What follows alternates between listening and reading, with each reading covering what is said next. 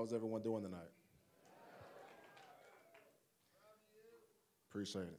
Appreciate it. This is truly one of the special moments in my life. And there's many, but this is up there.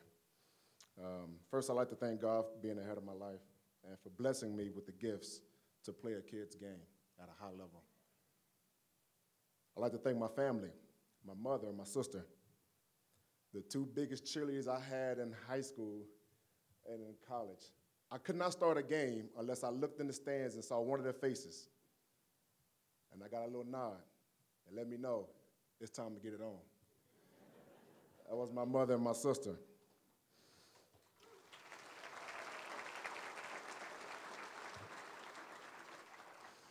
I want to thank them for their unwavering support, for sacrificing gas money, cars, time off of work, doing different things so I can play this game and be very efficient at it. And I thank them for that. I thank my brother Chris for motivating me even when he didn't know it. You always been my big brother. And moving back from Florida, it was something to see. These two big kids from Florida. Big Otis, they called him Big Otis because my last name is Redding, so they figured we was kin to Otis Redding somehow. I'm still trying to figure that one out. So they called him Big Otis, and I was Little Otis. Chris made a name for himself playing football in the 7th grade. He did some good things, and I was following in his footsteps in the 6th grade. So I knew if I was going to play football next year, I had to bring it because my big brother, he did his thing on the field, so I had to step it up. I'd like to also thank my wife, girlfriend at the time, very blessed by her father, Al Acock, to send her to every home game and every away game my senior year to support me. Now I call her my wife.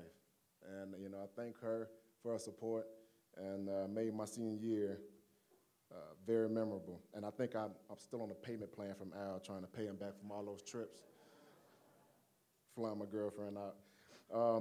I'd like to thank all the middle school coaches and high school coaches, all the coaches who saw God's gifts in me and challenged me, even though I didn't want to lift an extra weight, even though I didn't want to run an extra lap, even though I didn't want to give it my all. They reached down inside of me and pulled it to the surface for me to be the best player, best person I can be, and I thank each and every one of those coaches. There's so many of them, I can't list them all, to be very successful. I do want to thank Coach Mac and Sally Brown. I call you a coach too because, you coached us off the field, giving us motherly hugs and just making us feel at home and putting up with me for 4 years, even though I thought I knew it all. You had to humble me and sit me down and kept me straight. And I thank you and Mac for that and forever in that. And I'm proud to be the first recruiting class of Mac's era. I'd like to also thank my RHC, my red-headed coach over there, Ms. Linda Cleveland. She really helped me out in trying to, when I struggled in certain classes in school, she said, sit down, Cory.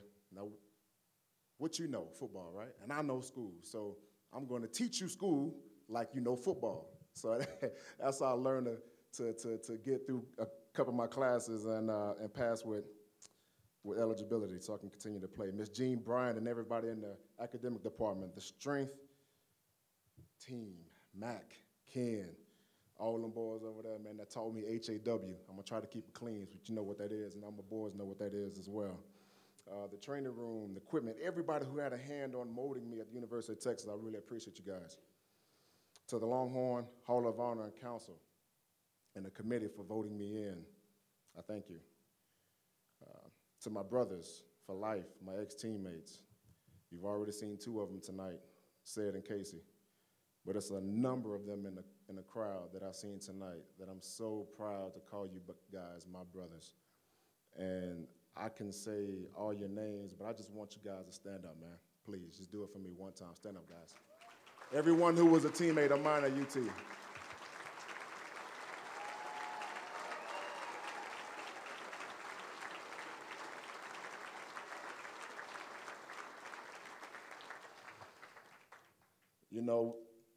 You heard guys say that they're up here because of their teammates. And that is so true, because at times when the motivator needed to be motivated, you know, I looked to them.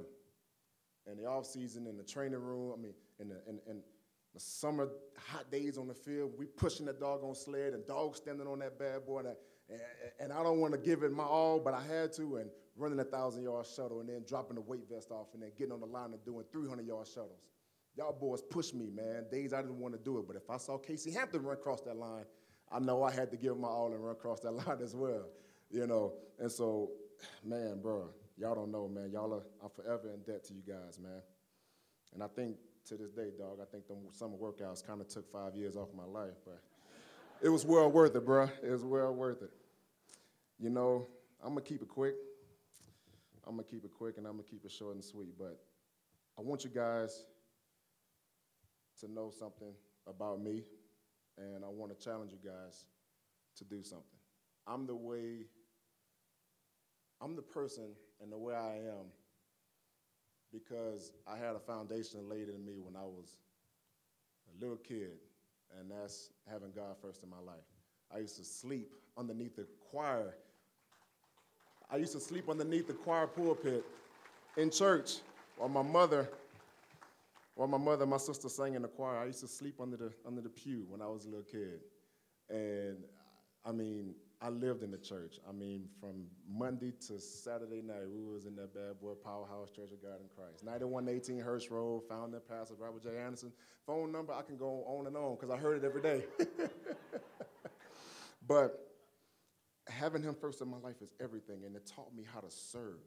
You know, when you really get into that book and you really want to search the life of Christ, you find out that he was a giver and he served. He didn't come to the world to be served, but to serve. And I've learned how to be the man of the towel. Go to John chapter 13, 1 through 17. Before Passover, Christ washed his disciples' feet. And he showed them the true meaning of serving. And I challenge you guys, when you leave this room tonight, you wake up tomorrow, I challenge you guys to serve each other. Serve your husbands and your wives. Serve your brothers and your sisters. Serve your neighbor. Even though you may not like him, you got to love everybody.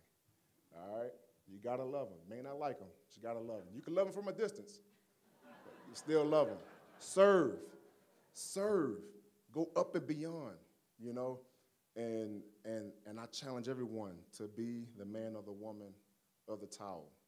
If we do that and we continue to serve one another and love one another in the way Christ has loved us, Austin, Texas, the whole country, the whole world will be that much better of a place. I'm truly honored to be in this hall.